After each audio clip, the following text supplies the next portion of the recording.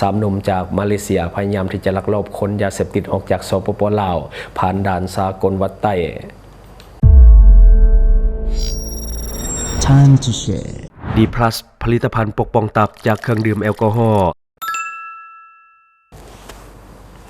สวัสดีท่านผู้ชมกลับมาพบกับรายการ Time to Share สำหรับหัวข้อที่เราอยากจะนำเสนอในมื้อนี้ก็คือเกี่ยวข้องกับผลงานของเจ้าหน้าที่ตำรวจในการสกัดจับ3 หนุ่มจากมาเลเซียในการที่จะลักลอบขนยาเสพติดประเภทกัญชาออกจากสปป.ลาวที่จะเดินทางไป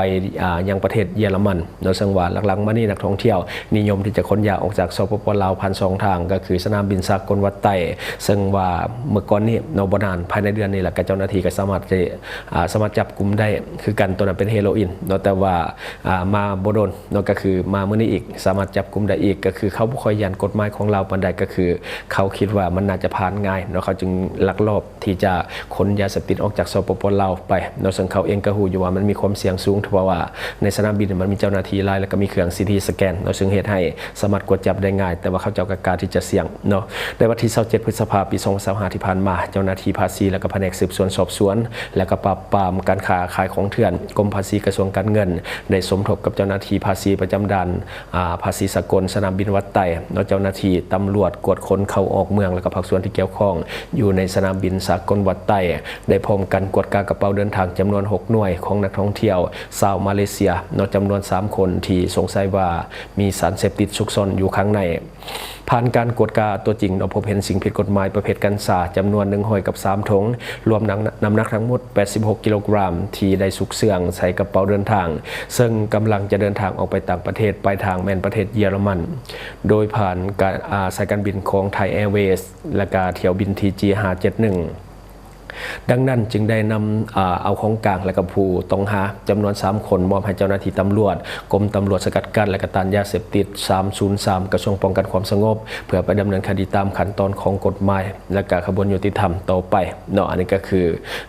สามารถที่จะสกัดจับไว้ได้และสำหรับคดียาเสพติดที่ว่าเป็นกัญชาจำนวน86 กิโลกรัมที่สนามบินสากลวัดไต้นี่มันเป็นครั้งที่3แล้วที่ว่าจับได้เพราะว่าก่อนหน้านั้นก็มีการจับได้เช่นเดียวกันในวันที่21ก็มีการจับกวดยึดเป็นประเภทเฮโรอีน 28.5 กิโลกรัมแล้วก็ย้อนต่อไปหันก็มีอีก1 คนในวันที่22 พฤษภาคม ปี 2025อันนั้นเป็นเฮโรอีนจำนวน14 ถุงน้ำหนัก14 กิโลกรัมอันนั้นก็เป็นผลงานของเจ้าหน้าที่ตำรวจและก็หน่วยงานที่เกี่ยวข้องภายในสนามบินสากลวัดไต้ที่ว่าสามารถสกัดจับไว้ได้คือลังๆมานี่นักท่องเที่ยวกับพยายามที่จะขนยาเสพติดผ่านด่านสากลสนามบินวัดไต้ซึ่งว่าเขาบ่ค่อยยันไปได้คือเขาบ่ค่อยเก่งกลัวกฎหมายของเราไปได้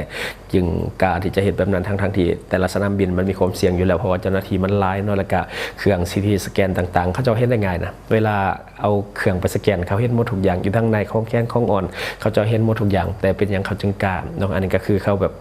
เขาบ่ค่อยยันว่าไงคือเขาบ่ค่อยยันเขาจึงกล้าเห็นเขารู้อยู่แล้วว่ามันมีเครื่อง CT สแกนอยู่หันสามารถที่จะเห็นด้านในได้ทั้งหมดตัวอย่างคือก่อนหน้านี้ที่ว่าเป็นข่าวดังสมควรที่ว่าหลายคนก็ให้ความสนใจก็คือเรื่องของการขนยาเสพติดประเภทเฮโรอีนผ่านสนามบินสากลวัดไต้เช่นเดียวกันในวันที่22 พฤษภาคม ปี 2025 ผ่านมาเนี่ยเจ้าหน้าที่ภาษีและก็แผนกสืบสวนสอบสวนและก็ปราบปรามการค้าขายของเถื่อนและก็เจ้าหน้าที่ภาษีประจำด่านภาษีสนามบินสากลวัดไต้เจ้าหน้าที่ตำรวจกดคนเอาเข้าเมืองและก็ภาคส่วนที่เอ็กซเรย์ของสนามบินวัดไต้อาคารสากลของสปป.ลาวได้กดกระเป๋าเดินทางของคนสัญชาติประเทศบุกรีที่ว่าสงสัยว่ามีสารเสพติดแต่ผ่านการกดการตัวจริงพบว่าเป็นยาเสพติดประเภทเฮโรอีนจำนวน14 ถุงน้ำหนัก14 กิโลกรัมได้สุกเสื่องในถุงอาหารสัตว์และก็ถุงกาแฟสำเร็จรูปที่จะเดินทางออกไปต่างประเทศดังนั้นจึงได้นำเอาของกลางและก็ผู้ถือหาหรือว่าผู้ต้องหาดังกล่าวมอบให้เจ้าหน้าที่ตำรวจกรม303กระทรวงป้องกันความสงบไปดำเนินคดีตามขั้นตอนของระเบียบกฎหมายต่อไปอันนั้นก็คือผลงานของเจ้าหน้าที่ที่ว่าเกิดขึ้นก่อนหน้านี้น้อยนึงก่อนหน้านั้นก็มีอีกก็คือจับได้ที่สนามบินสากลวัดไต้เช่นเดียวกันอันนี้ต้องสมเสยเจ้าหน้าที่ตำรวจในการที่จะเข้มงวดในการกวดกาแต่ละขั้นตอนก็คือบ่ให้ปล่อยผ่านไปง่ายๆถ้าว่าปล่อยผ่านไปปุ๊บนี่มันจะส่งผลกระทบกับเราโดยเฉพาะในเรื่องของการเสียชื่อเสียงแบบนี้เพราะว่าเขาอาจจะ บริเข้มงวด100%เห็นให้เขาจะผ่านไปได้แบบนี้นะก็จะเหตุให้เฮานี่เบิ่งบ่ค่อยดีไปได้ในสายตาต่างชาติถ้าผ่านออกไปแล้วเนาะถ้าว่าไปถึกจับอยู่สนามบินปลายทางก็แน่นอนแหละคือเฮาว่าแหละเสียชื่อเสียงเพราะว่าเฮาก็กวดแล้วแต่ว่ามันบ่พบแบบนี้นะคันว่าไปจับอยู่สนามบินปลายทางปุ๊บเนาะทางสนามบินปลายทางหรือว่าทางเยอรมันหั่นนะเขาก็จะเบิ่งว่าเราเฮานี่บ่เข้มงวดพอเนาะที่จะว่าปล่อยให้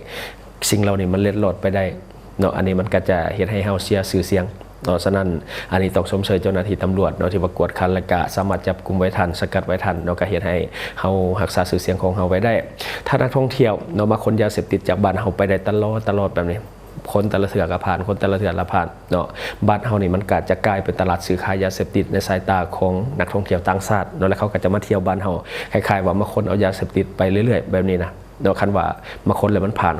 ่านในสายตานักท่องเที่ยวกลุ่มที่แบบเป็นแบบตลาดมืดว่าสินะเขาเจ้าก็จะเบิ่งว่าบ้านเฮานี่อ่อนเนาะกฎหมายเฮานี่อ่อนแล้วก็เรื่องของการกวดขันนี่เฮาก็อาจจะบ่ได้เข้มงวดปานนั้นในสายตาเขาแต่ความจริงเฮาก็เข้มงวดแหละแต่บางครั้งมันก็เล็ดลอดไปได้เนาะฉะนั้นเนาะช่วยกันในการเป็นหูเป็นตาให้เจ้าหน้าที่ถ้าว่าเฮาฮู้ว่าเบาะแสหรือว่าคนกำลังจะค้นยาหรือว่าเฮาฮู้คนอยู่ใกล้ชิดเนาะกำลังจะเดินทางออกนอกประเทศโดยมียาเสพติดติดมือไปนำว่าสินะแจ้งเจ้าหน้าที่ได้เนาะที่สนามบินสากลวัดไต่หรือบอกกาโทรเขาใช้ด่วนตำรวจก็ได้ก็คือ1191เนาะสามารถที่จะโทรเข้าไปแจ้งเบาะแสได้เนาะอันนี้ก็คือให้ทุกคนเป็นหูเป็นตาช่วยกันเพราะว่าเจ้าหน้าที่บางทีก็เพิ่นก็เบิ่งบ่ได้ร้อนว่าสินะเฮาก็ช่วยกันในการเป็นหูเป็นตาแจ้งเบาะแสเนาะเพื่อที่จะสกัดไว้เนาะคันว่าเฮาปล่อยไปได้ว่าสินะไปจับที่ปลายทางว่าสิเฮาก็เสียชื่อเสียงเนาะคือยาเสพติดนี่เนาะต่างชาติเขาเจ้าบางอันนี่เขาเจ้าปลดล็อกแหละบ่ว่าจะเป็นกระท่อมบ่ว่าจะเป็นกัญชาหรือว่ายาเสพติดบางประเภทที่ปริมาณน้อยเนาะก็คือสามารถพันได้ใช้ได้เนาะแต่ว่าถ้าปริมาณหลายว่าสิเขาเจ้าก็ใช้บ่ได้ว่าสินะอันนี้ก็มันแล้วแต่ละประเทศมันก็บ่คือกันเรื่องของการผ่อนผันในเรื่องของกฎหมายยาเสพติดแต่ว่าสำหรับบ้านเฮานี่ยังตึงเหมือนเดิมอันนี้เป็นสิ่งที่ดีเนาะเป็นสิ่งที่ดีถ้าว่ากฎหมายเรื่องของยาเสพติดมันตึงเหมือนเดิมเนาะคือยาสูบไฟฟ้าในเราบ่ได้แม่นสิ่งที่ผิดกฎหมายแต่สูบกันทั่วบ้านทั่วเมืองเนาะอันนี้ก็คือห้ามนำเข้าห้ามจำหน่ายแล้วก็ห้ามสูบแต่ว่าวัยรุ่นเราปัจจุบันเนาะก็คือแบบห้อยสะคอไว้จังซี่ห้อยสะคอไว้ตลอดแล้วก็สูบโดยเฉพาะสายปฏิเนาะส่วนใหญ่จะมีแต่ว่าอันนี้อย่าไปคิดว่ามันเป็นสิ่งที่ถูกกฎหมายอันนี้ยังเป็นสิ่งที่ผิดกฎหมายสำหรับกฎหมายของเราห้ามนำเข้าห้ามขายเนาะก็คือห้ามจำหน่ายแล้วก็ห้ามสูบพร้อมและต่อมาก็คือใบกระท่อมเนาะหลายคนคิดว่ามันเป็นสิ่งที่ถูกกฎหมายแต่ความจริงผิดกฎหมายเนาะกระท่อมนี่ถือว่ายังเป็นยาเสพติดประเภทหนึ่งที่กฎหมายเราเกิดห้ามนำเข้าห้ามปลูกห้ามครอบครองแล้วก็ห้ามเสพห้ามจำหน่าย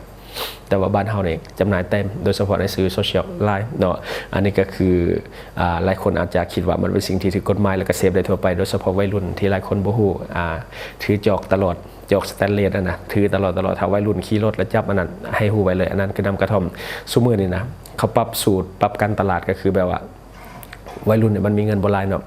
วัยรุ่นเนี่ยมีเงินบ่หลายมันก็จะแบบซื้อได้เทละน้อยสินะก็เป็นตัวสำเร็จที่ต้มมาแล้วเนาะก็คือจอกหนึ่ง10,000หรือ15หรือว่า20ประมาณนี้เนาะแล้วเขาก็จะถือจอกนั้นแบบถือไปตลอดไปโรงเรียนเขาก็ถือครูบาอาจารย์บางคนบ่ฮู้ซ้ำว่าอันนั้นเป็นใบกระท่อมเราก็คิดว่าเป็นน้ำเย็นธรรมดาความจริงมันคือกระท่อมเนาะและต่อมาก็คือกัญชาเนาะกัญชาในหลายประเทศอนุญาตให้ใช้แล้วเนาะแต่ว่าลาวเฮายังคือเก่าเนาะเพราะว่ากัญชาเนี่ยมันก็มีส่วนที่เป็นข้อดีเนาะคือน้ำมันกัญชานี่ก็เป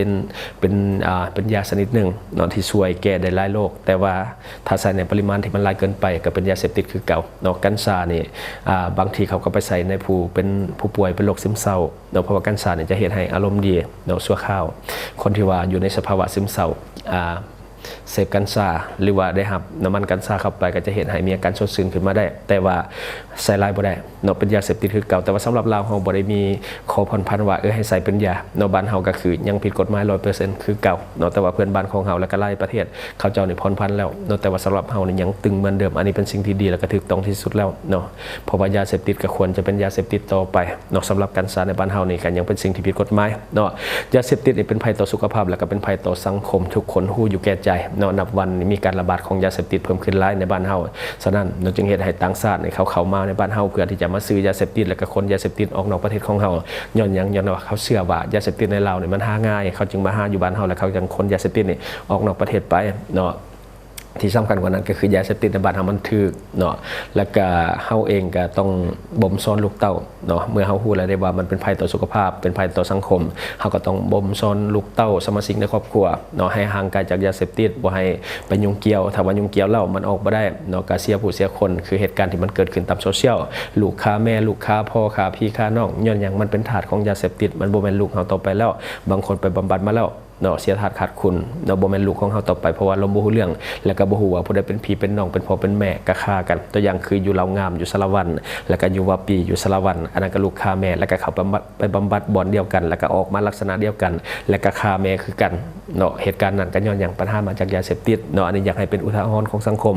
เบิ่งไว้เนาะฉะนั้นเฮาต้องมาบ่มสอนลูกเต้าในสังคมในบ้านเรือนของเฮานี่แหละก็คือให้ห่างไกลยาเสพติดไว้ก่อนเป็นสิ่งที่ดีที่สุดถ้าว่าเฮาบ่ไว้แท้ๆมอบให้เจ้าหน้าที่เลยเนาะตัวนี้ดีที่สุดและทั้งหมดก็คือสิ่งที่เราเก็บมาเล่าในมื้อนี้หวังว่าท่านจะได้รับสาระดีๆสำหรับท่านที่ว่าเบิ่งรายการเฮาอยู่คิดเห็นจะได้กับสิ่งที่ว่านำเสนอไปก็อย่าลืมฝากไว้ภายใต้คอมเมนต์ของเฮาและข้าพเจ้าจะเข้าไปอ่านด้วยตนเองและก็ขอฝากสำหรับท่านใดที่ว่ามีพฤติกรรมเสี่ยงบ่ว่าจะเรื่องของการกินดิบกินแดงรับก่อยซอยจุดหรือว่าการดื่มเหล้าดื่มเบียร์เป็นประจำเนาะอันนี้ก็คือตัวช่วยสำคัญที่เฮาก็ใส่มาเป็นประจำตัวนี้ช่วยปกป้องตับและก็ช่วยเป็นตัว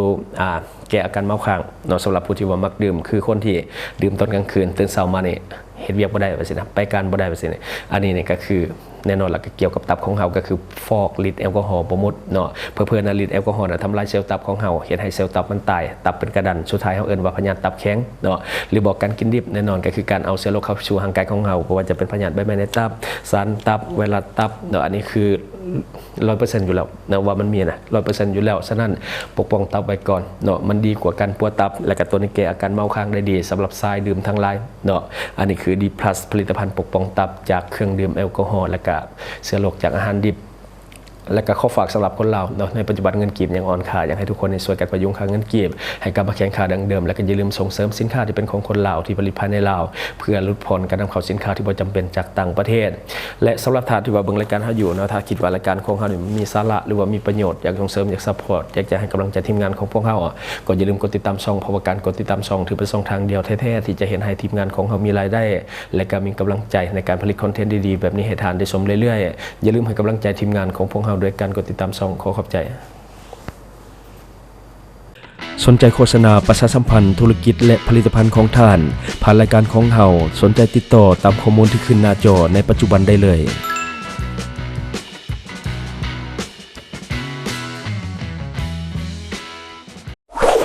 Subscribe for more video.